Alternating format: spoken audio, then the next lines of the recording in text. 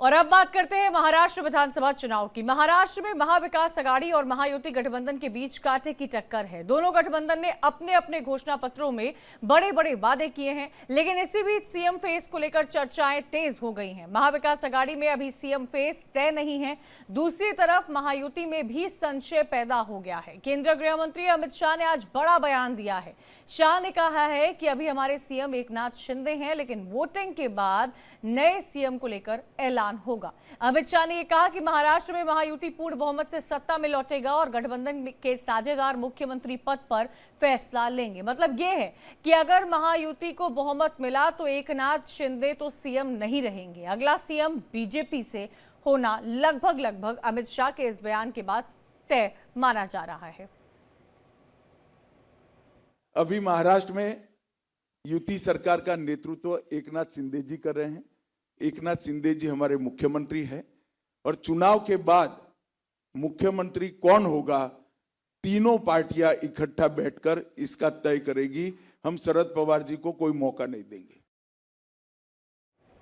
तो देखिए, यहाँ पर साफ तौर पर बीजेपी की तरफ से संकल्प पत्र जो है महाराष्ट्र में जारी किया गया है और इसी संकल्प पत्र में कई बड़े वादे किए गए हैं। युवाओं को साधने की कोशिश की गई है, महिलाओं को साधने की कोशिश की गई है, किसानों की कर्ज माफी का जिक्र किया गया है और साथ ही साथ बेरोजगार युवाओं को 4,000 रुपये महीना सरकार की तरफ से देने का ऐलान भी किया गया है, जिसपे एक अलग बहस छिड़ी होती नजर आ रही है। लेकिन सबसे बड़ा सवाल सीएम फेस को लेकर था कि क्या एकनाथ शिंदे के ही नेतृत्व में आने वाले समय में अगर इनकी सरकार बनती है, अगर महायुति की सरकार बनती है तो वो नजर आएगी। लेकिन इस बात पर, इस सवाल पर पूरी तरह से अमित शाह का बयान सामने आया है, जिसमें उन्होंने कहा है कि आने वाले वक्त में ये पता चलेगा जब सरकार वापस बनती है तो कौन सीएम फेस बनाया जाएगा। तो आप देखिए, महाराष्ट्र का चुनावी समीकरण आए दिन दिलचस्प होता जा रहा है। 10 दिन और बचे हैं। 20 तारीख को महाराष्ट्र की 9 करोड़ के आसपास की जो जनता है वो अपने मत का इस्तेमाल करेगी। ज्यादा जानकारी के लिए सीधा रुख करेंगे अभिषेक का, हमारे संवाददाता फोनलाइन पर हमारे साथ जुड़े हुए। अभिषेक, क्या जानकारी मिल पा रही है?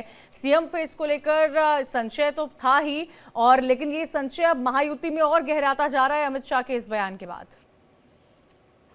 देखिए, जाहिर सी बात है कि देखिए सीएम का फेस अब तक तो जाहिर सी बात है कि तय नहीं हुआ है महायुति में कि सीएम कौन होने वाला है। और यह बिल्कुल है कि लगातार इसमें कहा जा रहा था कि शायद देवेंद्र फडणवीस सीएम बनेंगे, देवेंद्र फडणवीस के नाम पर लगातार कहीं बात चली, लेकिन यह बात भी साफ हो चुका है कि जब सीएम बनने की बात आएगी और जब वो पार्लियामेंट्री बोर्ड की जो मीटिंग होती है उसमें तय किया जाएगा कि आखिरकार कौन सीएम बन सकता है उसमें, और इस बात पर मुहर नितिन गडकरी लगा चुके थे कि सीएम कौन बनेगा। तो जाहिर सी बात है कि बिल्कुल एक तरफ आप देखिए कि महायुति की तरफ से बीजेपी का आज घोषणा पत्र आता है। हालांकि बीजेपी का अकेले घोषणा पत्र है, महायुति का नहीं घोषणा पत्र है। और वहीं एक तरफ देखिए आपकी महाविकास अघाड़ी का जो घोषणा पत्र अलग है, यानी महाविकास अघाड़ी घोषणा पत्र एक ज्वाइंट आया है, लेकिन महायुति में की तरफ से बीजेपी का सिर्फ सिंगल जो घोषणा पत्र आया है। तो कहीं न कहीं बात साफ है कि इनके बीच में सब कुछ सही नहीं चल रहा है। हर कोई सीएम बनना चाहता है। उधर एकनाथ शिंदे चाहते हैं कि वो सीएम फिर से बने, वहीं अजित पवार चाहते हैं कि वो सीएम बने, और यहाँ पे देवेंद्र फडणवीस चाहते हैं कि ये सीएम बने। लेकिन अभी तक इस पूरे मामले में कहीं भी ग्रीन सिग्नल नहीं मिली और सबको पता है कि सीएम का फेस को डिक्लेयर नहीं किया गया है, ना किया जाएगा। चुनाव में जो रिजल्ट आएंगे उसके बाद ही सीएम का फेस डिक्लेयर किया जाएगा, दोनों में, महायुति में, महाविकास अघाड़ी में।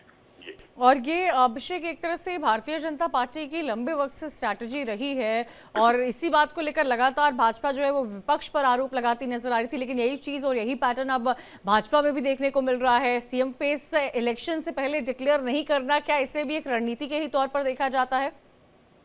बिल्कुल, देखिए राजनीति में बिल्कुल जो भी अगर ये करते हैं, कह सकते हैं, बिल्कुल सही कह रही है आपकी, रणनीति के तौर पर देखा जा सकता है। भले ही इनके बीच में कुछ भी दूरियां हो या कुछ भी मतभेद हो तीनों पार्टियों के बीच में, लेकिन अगर ये डिक्लेयर नहीं कर रहे हैं तो मान के चल सकते हैं कि इनकी रणनीति का एक हिस्सा हो सकता है। लेकिन हम क्यों अगर जमीनी हकीकत की बात करें तो सच्चाई ये है कि अगर ये किसी को भी सीएम फेस डिक्लेयर करते तो कहीं आपस में फूट पड़ सकती थी, चाहे बीजेपी में या फिर शिवसेना या फिर अजित पवार की पार्टी में। तो इसलिए इन्हें पता है कि जो भी पार्टी बड़ी संख्या में जीत कर आएगी और उस हिसाब से जब समय क्या कहेगा, क्योंकि आप देखिए कि करीबन 160 के आसपास चुनाव बीजेपी अकेले लड़ रही है। अगर कहीं बहुमत के करीब पहुंच गई बीजेपी, ऐसा बीजेपी को लग रहा है कि पहुंच जाएगी, तो उनके लिए एक अच्छा मौका होगा उस हिसाब से सीएम का। हो सके अभी अगर डिक्लेयर करते कि बीजेपी का ही सीएम होगा तो कहीं न कहीं एकनाथ शिंदे नाराज होते या फिर अजित पवार नाराज हो सकते थे और वह सपोर्ट शायद नहीं मिलता। लेकिन यह बात भी साफ है, क्योंकि ठीक है, शुक्रिया अभिषेक जानकारी देने के लिए। तो देखिए, महाराष्ट्र में महायुति को लेकर बातें हो रही है, महाविकास अघाड़ी की भी तरफ से घोषणा पत्र जारी हो गया है। अब बात करते हैं दोनों गठबंधन के घोषणा पत्र और संकल्प पत्रों की। 5 न्याय के बाद महाविकास अघाड़ी में अपना पूरा घोषणा पत्र जारी कर दिया है। महाविकास अघाड़ी के घोषणा पत्र में कांग्रेस अध्यक्ष मल्लिकार्जुन खड़गे, शिवसेना यूबीटी सांसद संजय राउत और एनसीपी शरद गुट के नेता सुप्रिया सुले मौजूद रही।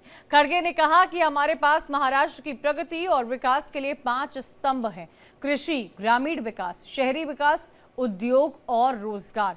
खड़गे ने यह भी कहा कि महाराष्ट्र का चुनाव देश के लिए काफी अहम है। ये चुनाव देश का भविष्य बदलने वाला है। महाराष्ट्र में महाविकास अघाड़ी सरकार आएगी तभी यहां पर एक स्थिर विकास और सुशासन होगा। खड़गे ने बीजेपी पर कांग्रेस के वादे चोरी करने का आरोप लगाया और कहा कि बीजेपी विरोधी पार्टी है, वो संविधान को कोरा कागज बताती है। ये जो चुनाव है, ये देश का भविष्य बदलने वाला चुनाव है। अगर महाराष्ट्र में अब की गवर्नमेंट को अगर हम हटाएंगे और महाराष्ट्र विकास आघाड़ी के सरकार को लाएंगे, तभी यहां पर एक स्टेबल, अच्छी गवर्नमेंट, अच्छा गवर्नेंस हम दे पाएंगे। इसीलिए जनता के दृष्टि से भी, महाराष्ट्र के लोगों के दृष्टि से भी ये इम्पोर्टेंट है और महाराष्ट्र के लोगों के लिए भी, किसानों के लिए भी इम्पोर्टेंट है और देश के नौजवानों के लिए भी बॉम्बे की आवश्यकता है। और मुंबई में हर आदमी कुछ आशा लेके देश के विभिन्न भाग से आते हैं और एक कहावत है हमारे तरफ, जो भी बॉम्बे जाएगा वो भूखा नहीं मरेगा। कुछ ना कुछ काम मिलेगा और सस्ते से सस्ता दाम पे भी खाना मिलेगा। जहां पर हम बैठे हैं महंगाई से महंगा खाना भी नहीं मिलेगा। तो हर आदमी यहां जी सकता है, हर एक को अकोमोडेट कर सकते हैं और ये है इंक्लूसिव ग्रोथ वाला सिटी।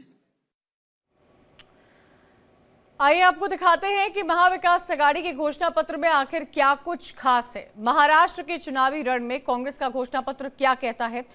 ये घोषणा पत्र में कहा गया है कि जाति जनगणना और आरक्षण की सीमा बढ़ाने का वादा किया गया है। साथ ही साथ राज्य में बेरोजगार युवाओं को 4,000 रुपए महीना भत्ता देने की बात कही गई है।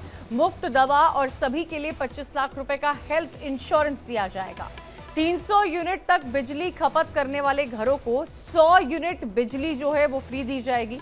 वहीं महालक्ष्मी योजना में महिलाओं को हर महीने 3,000 रुपए देने का भी वादा किया गया है। अब बात किसानों की करते हैं। किसानों का 3 लाख रुपए तक का कर्ज माफ करने का वादा किया गया है। 500 रुपए की दर में साल में 6 गैस सिलेंडर देने का वादा किया गया है। बात महिलाओं और बच्चों की जाए तो इनकी सुरक्षा के लिए निर्भय महाराष्ट्र नीति, जहां 18 साल की उम्र में लड़कियों को 1 लाख रुपए दिया जाएगा।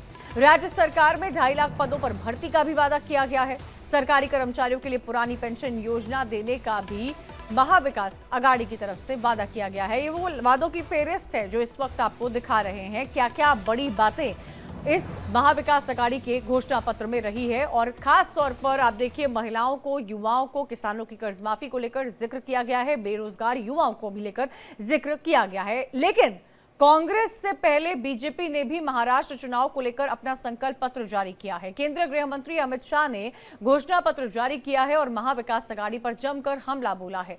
बीजेपी ने अपने घोषणा पत्र में किसान सम्मान निधि की रकम बढ़ाने, महिलाओं को हर महीने 2100 रुपए देने, 25 लाख नौकरियों का भी वादा किया गया है। इसके अलावा हर गरीब परिवार को खाद्य सुरक्षा और पक्के मकान का अधिकार देने का संकल्प जो है वो भी लिया गया है। यानी कि बीजेपी का संकल्प पत्र वर्सेस महाविकास अघाड़ी का घोषणा पत्र। पहली बार कश्मीर में भारत के संविधान की शपथ लेकर सरकार बनाने का काम हुआ और इसका पूरे देश को आज नाज है। हमने इस संकल्प पत्र के माध्यम से महापुरुषों की परंपराओं को, सांस्कृतिक विरासत को आगे बढ़ाने के संकल्प भी रखे हैं। अराजकता फैलाकर विकास के नाम पर विफल राज देने वालों की विफलताओं से बोध लेते हुए मजबूत, समृद्ध और सुरक्षित महाराष्ट्र कैसे हो, इसका भी इसके अंदर आपको योजना दिखाई पड़ेगी। आज चुनाव में हमारा मुकाबला अघाड़ी से है। मैं निश्चित रूप से कहना चाहता हूं कि अघाड़ी की सारी योजनाएं सत्ता के लालच में तुष्टीकरण की है, विचारधाराओं का अपमान करने वाली है और महाराष्ट्र की संस्कृति से छल कर केवल सत्ता प्राप्ति के लिए आगे बढ़ने वाली विचारधारा है। मैं आज इस मंच से उद्धव ठाकरे जी को पूछना चाहता हूं, क्या वो कांग्रेस के नेता राहुल गांधी को इतनी विनती कर सकते हैं कि वीर सावरकर के लिए 2 अच्छे शब्द बोल दे? क्या कांग्रेस का कोई नेता सम्माननीय बाला साहब ठाकरे के सम्मान में 2 वाक्य अच्छे बोल सकता है क्या?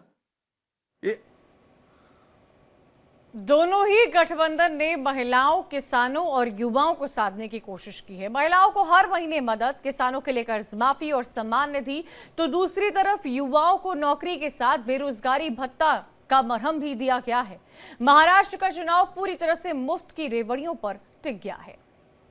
एनडीए की जो सरकार, महायुति की सरकार चल रही है, उसने किसानों का सम्मान करने की बात की है, गरीबों का कल्याण करने को जमीन पर उतारने का काम किया है, महिलाओं का स्वाभिमान बढ़ाने के लिए हम योजनाएं लेके आए हैं और विरासतों का पुनरुत्थान करने का काम भी महायुति सरकार ने किया है। ये जो चुनाव है, ये देश का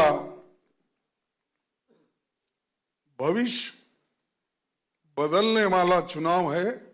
महाराष्ट्र विकास आघाड़ी के सरकार को लाएंगे तभी यहां पर एक स्टेबल, अच्छी गवर्नमेंट, अच्छा गवर्नेंस हम दे पाएंगे। इसीलिए जनता के दृष्टि से भी, महाराष्ट्र के लोगों के दृष्टि से भी ये इम्पोर्टेंट है और महाराष्ट्र के लोगों के लिए भी, किसानों के लिए भी इम्पोर्टेंट है और देश के नौजवानों के लिए भी बॉम्बे की आवश्यकता है।